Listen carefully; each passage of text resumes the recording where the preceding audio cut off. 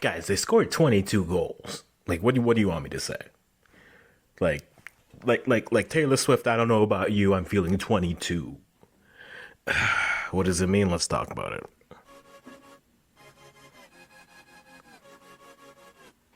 Guys, they scored 22 goals. Anyways, welcome to the Africans do Canadian African football content. Because when we the Africans, we can do so. Make sure you like, comment, and subscribe. All the fun things. CONCACAF U20 women's qualifiers.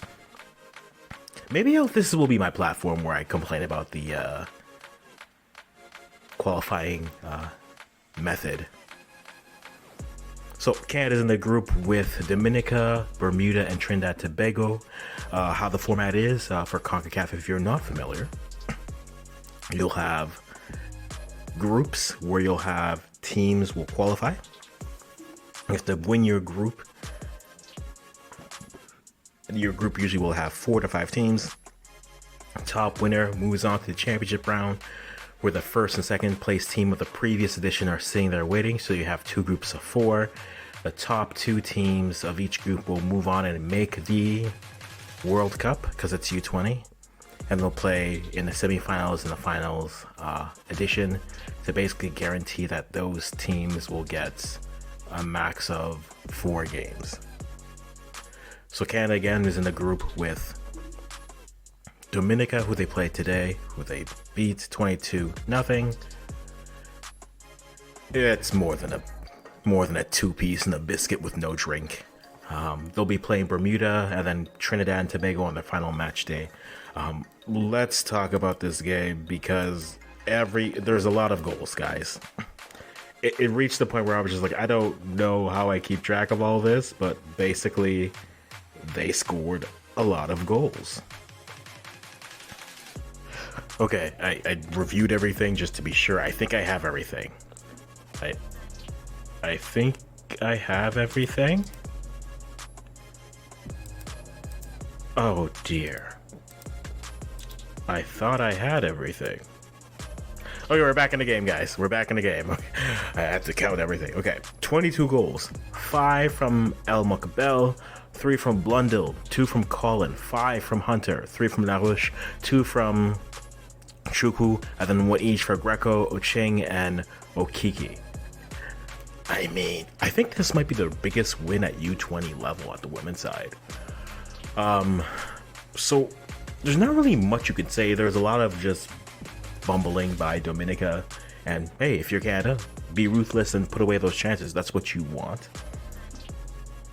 Though I think as you get closer, you'll see them get better, and I think that'll be good to see. You didn't have to get a big performance from, say, like Geneva Hernandez Gray or Annabelle Chukwu, which is great. They didn't really have to put their imprint on this game, but I think we're kind of sitting back to look forward to see what that looks like in their next games. I'm very much curious to see what that looks like. But, I mean, Kaylee Hunter will get the headlines with 5 goals. El Mokbel, definitely 4 goals in the second half coming on. That was the type of game it was.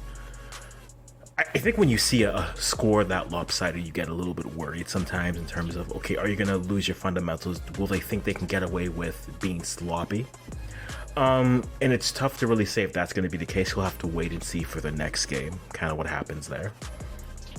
But you can't be mad with 22 goals. What I would like to see I mean, it could have been more. There were a few great opportunities that they just missed, just overhits, a couple crossbars. This could have been 30. And I'm not even exaggerating when I say that.